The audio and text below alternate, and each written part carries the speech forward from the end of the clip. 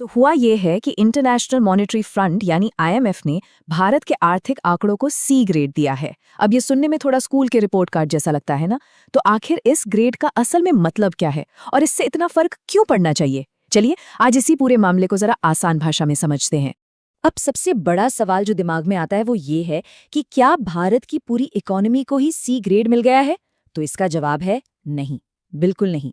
ये ग्रेड अर्थव्यवस्था के प्रदर्शन पर नहीं है, बल्कि उसे मापने के लिए जो आंकड़े इस्तेमाल होते हैं, यानी हमारे नेशनल इनकम और गवर्नमेंट फाइनेंस डेटा, उनकी क्वालिटी पर है। तो किसी भी नतीजे पर पहुंचने से पहले ये समझना जरूरी है कि आईएमएफ की इस ग्रेडिंग का आखिर मतलब क्या है। चलिए इसे और साफ करते हैं। देखिए, आईएमएफ का एक ग्रेडिंग स्केल होता है, ए से लेकर डी तक। ए मतलब सब कुछ बढ़िया और डी मतलब बहुत ही गंभीर खामियां हैं। तो सी ग्रेड ठीक बीच में आता है। इसका सीधा साधा मतलब ये है कि डेटा में कुछ ऐसी कमियां हैं जिनकी वजह से आईएमएफ को देश की आर्थिक सेहत पर नजर रखने में थोड़ी मुश्किल होती है।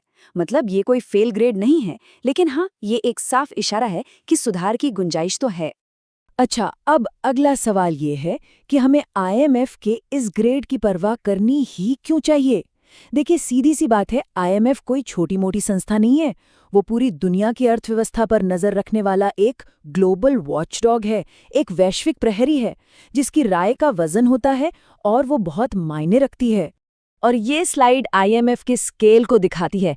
जरा सोचिए, 190 सदस्य देश।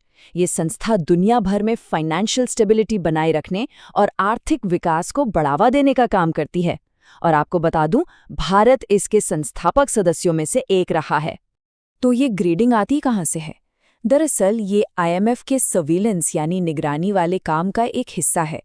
इसे ऐसे समझिए कि जैसे कोई डॉक्टर नियमित रूप से हमारा हेल्थ चेकअप करता है, ठीक वैसे ही आईएमएफ अपने सदस्य देशों की आर्थिक सेहत की जांच करता रहता है। और ये जो ग्रेड है वो उसी चेकअप रिपोर्ट का एक हिस्सा है। तो चलिए अब आते हैं इस मामले की जड़ तक।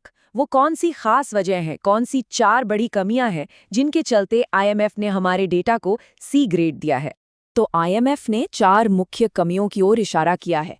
हो सकता है ये आपको थोड़ी टेक्निकल लगें, लेकिन किसी भी अर्थव्यवस्था की असली तस्वीर को समझने के लिए ये बेहद जरूरी होती हैं। सबसे पहली और शायद सबसे बड़ी बात है हमारा पुराना बेस ईयर। हमारे आर्थिक आंकड़ों का जो आधार वर्ष है वो है 2011-12, मतलब एक दशक से भी ज्यादा पुराना। जरा सोचिए, उस वक्त से लेकर आज तक हमारी अर्थव्यवस्था कितनी बदल चुकी है। खास तौर पर जो एक बहुत बड़ी डिजिटल इकोनॉमी उभर कर आई है, ये पुराना आधार वर्ष उसे ठीक से कैप्चर ही नहीं कर पाता। दूसरी कमी है इन्फ्लेशन को एडजस्ट करने के तरीके में। जैसा कि आप इस स्लाइड में देख सकते हैं, भारत अभी भी WPI यानी होलसेल प्राइस इंडेक्स का इस्तेमाल करता है, जबकि दुनिया भर में अब PPI यानी प्रोड्यूसर प्राइस इंडेक्स को ज्यादा बेहतर माना जाता है। आईएमएफ का कहना है कि PPI का इस्तेमाल करने से GDP की ज्यादा सही और सटीक तस्वीर सामने आएगी। तीसरी समस्या है आंकड़ों का आपस में मेल न खाना। इसे ऐसे समझिए जैसे आप अपनी चेकबुक बैलेंस कर रहे हो, जितना पैसा आया और जितना गया वो बराबर होना चाहिए, राइट? लेकिन यहाँ क्या हो रहा है कि जब जीडीपी को उत्पादन यानी प्रोडक्शन के नजरिए से गिना जाता है और फिर खर्च यानी एक्सपेंडिचर के नजरिए से, तो दोनों के बीच एक बहुत बड़ा अंतर आ जाता है। और ये अंतर क्यों है, इसका कोई साफ जवाब नहीं है, जो डेटा की विश्वसनीयता पर सवाल खड़ा करता है। तो ये तो हो गई समस्याएं, पर अच्छी बात ये है कि आईएमएफ ने सिर्फ दिक्कतें ही नहीं बताईं, बल्कि उन्हें सुधारने के लिए एक पूरा रोड मैप भी दिया है। आईएमएफ के 3 मुख्य सुझाव हैं। पहला, जो राष्ट्रीय जनगणना 2021 से रुकी हुई है, उसे जल्द से जल्द पूरा किया जाए।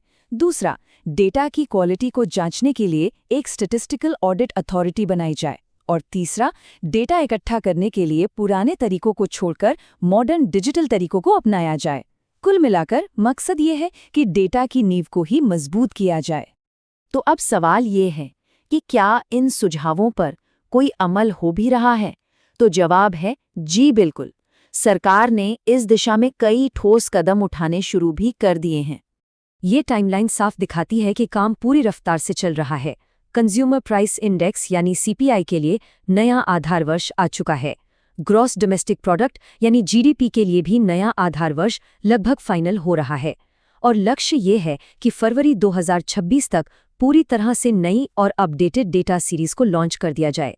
और आखिर में ये पूरा मामला एक बहुत ही बुनियादी लेकिन ज़रूरी बात को सामने लाता है। बिना भरोसेमंद डेटा के अच्छी आर्थिक नीतियां बनाना उतना ही मुश्किल है जितना बिना नक्शे के किसी अनजान शहर में गाड़ी चलाना। सही और सटीक डेटा ही किसी भी देश के आर्थिक प्रबंधन की नींव होता है। और ये हमें एक बड़े सवाल पर सोचने के लिए छोड़ जाता है, आज की इस तेजी से डिजिटल होती दुनिया में क्या सटीक और भरोसेमंद डेटा ही किसी देश का सबसे कीमती, सबसे मूल्यवान संसाधन बनने जा रहा है? शायद आर्थिक महाशक्ति बनने की दौड़ में वही देश आगे निकलेगा जिसके पास सबसे अच्छा और सबसे विश्वसनीय डेटा होगा। इस पर विचार जरूर कीजिएगा।